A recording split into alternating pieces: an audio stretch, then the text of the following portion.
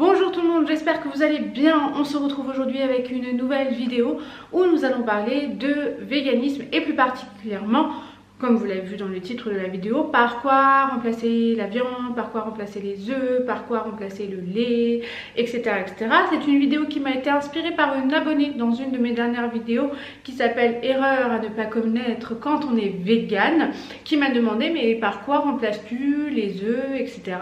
Et je me suis dit que ce serait intéressant pour vous de savoir par quoi je remplace tous les produits issus de l'animal dans mon alimentation végétale. Donc c'est parti. Avant de commencer, je précise que je ne suis ni médecin, ni nutritionniste, ni spécialiste, mais que c'est vraiment ce que je fais moi au quotidien, par quoi je remplace les aliments. Je ne dirais pas que c'est parfait, je dis juste que je suis renseignée, que j'ai fait au maximum des recherches et que je me suis informée au maximum pour ne pas avoir de carence, ou du moins ne plus en avoir, parce qu'au début c'était le cas. Donc voilà, ne prenez pas tout pour argent comptant, je suis pas parfaite, j'ai pas le discours parfait, c'est juste moi la façon que j'ai de faire et qui fonctionne parfaitement bien pour mon cas de figure de petit être de 29 ans, sportive, etc., etc. Le premier aliment dont je vais vous parler, c'est évidemment la viande, puisque la viande en tant qu'enfant omnivore, j'ai toujours entendu parler du fait que la viande c'était plein de protéines, plein de force, qu'on pouvait faire beaucoup plus de sport que si on n'en mangeait pas, que c'était plein de trucs trop cool.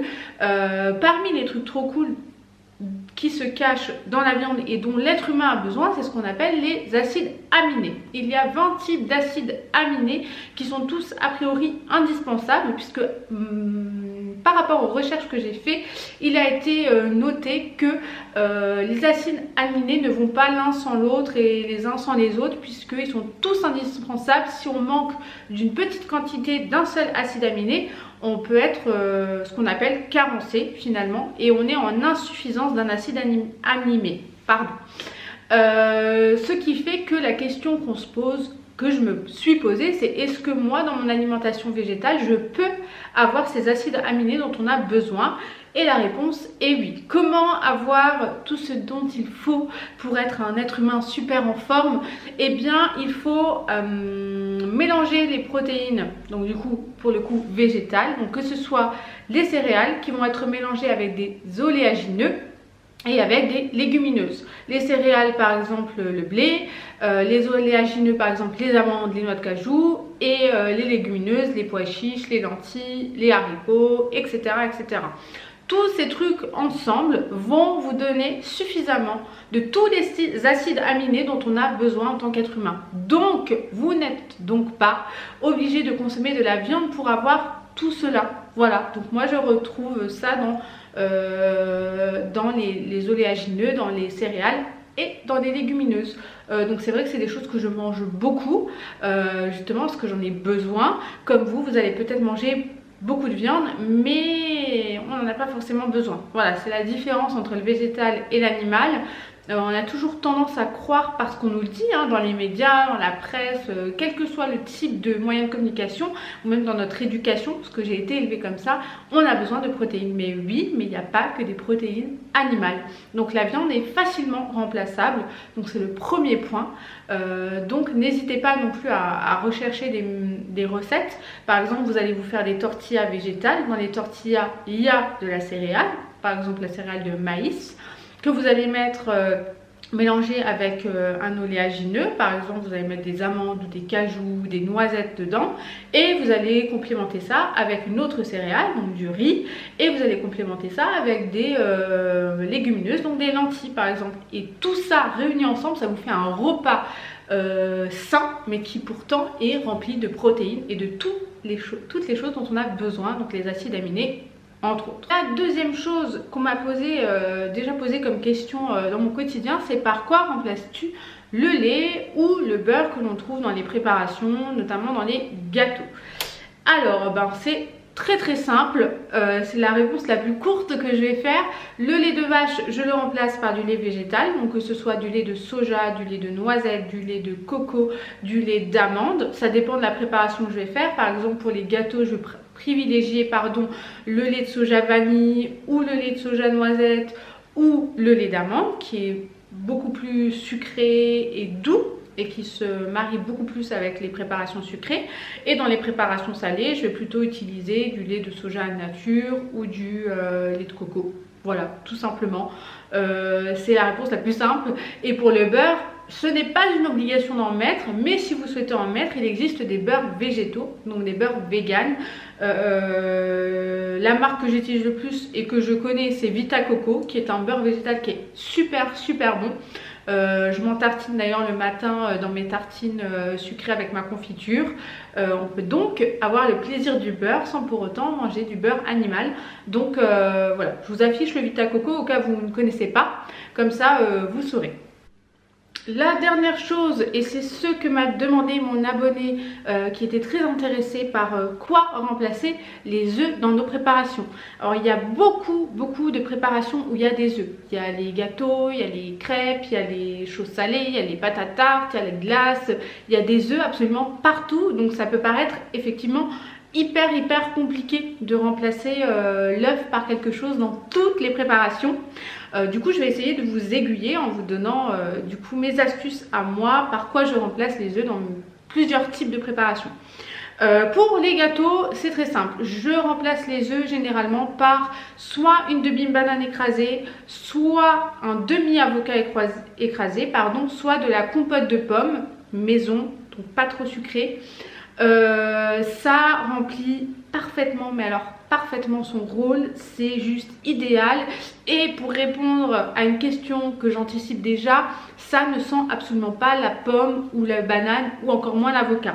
C'est vraiment subtil, c'est juste pour remplacer l'œuf qui va permettre de rendre plus compact votre préparation et votre gâteau va être vraiment bien figé comme un gâteau au chocolat normal par exemple.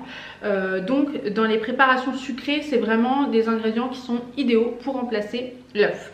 Pour tout ce qui est des pâtes sablées où on a besoin d'œufs, je remplace ça par une cuillère à soupe bien généreuse de purée d'amande ou de purée de noisettes. Ça remplit parfaitement son rôle et en plus le goût que ça va apporter à la pâte sablée est juste exceptionnel. C'est vraiment super bon. Si vous aimez aussi faire vos glaces, ça m'est déjà arrivé de faire mes glaces moi-même, c'est très rare hein, mais ça m'arrive. Si vous êtes vraiment cuisine maison de bout en bout, l'idéal pour faire les glaces c'est le tofu soyeux. Le tofu soyeux c'est du coup n'est pas dur, c'est vraiment presque liquide. Quand tu le mélanges, ça ressemble à de la crème épaisse en fait, et du coup c'est vraiment parfait, ça n'a pas de goût et du coup tu peux faire ta glace vanille avec du tofu soyeux sans aucun problème et c'est genre parfait également.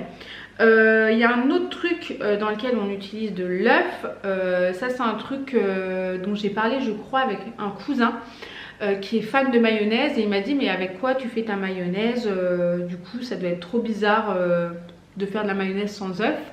Alors il y a encore le tofu soyeux que vous pouvez utiliser.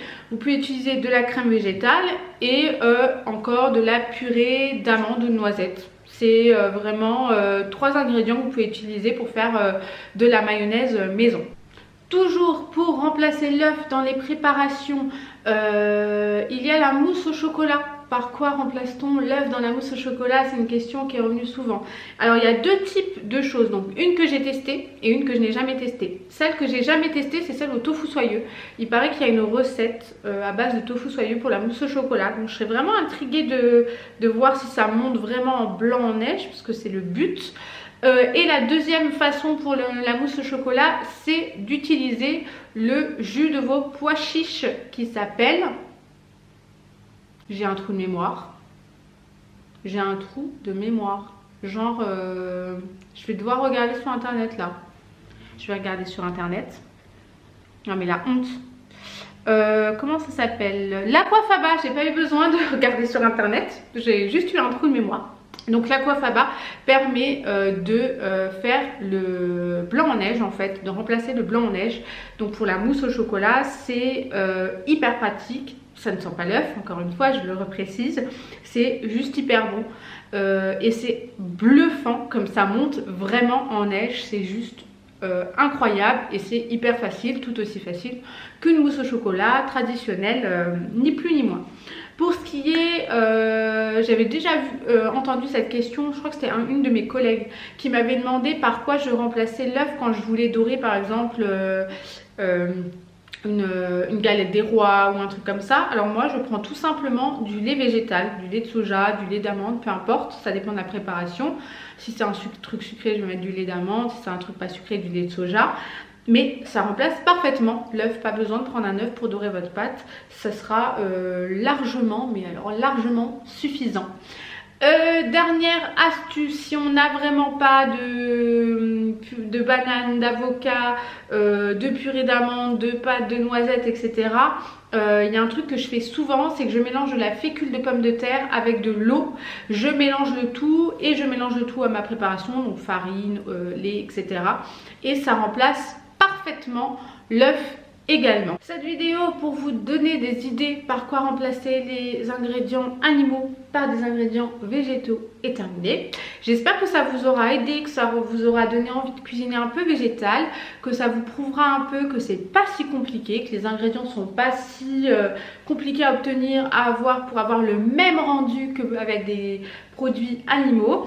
N'hésitez pas à du coup mettre un petit pouce en l'air pour me pousser encore plus loin à faire des vidéos, à vous abonner si ce n'est toujours pas le cas, à me donner vos avis en commentaire si vous avez testé des recettes avec des ingrédients végétaux. N'hésitez pas, si vous avez d'autres idées, elles sont les bienvenues également. En tous les cas, moi comme d'habitude, je vous remercie d'avoir visionné cette vidéo. Je vous embrasse et je vous dis à la prochaine. Bye.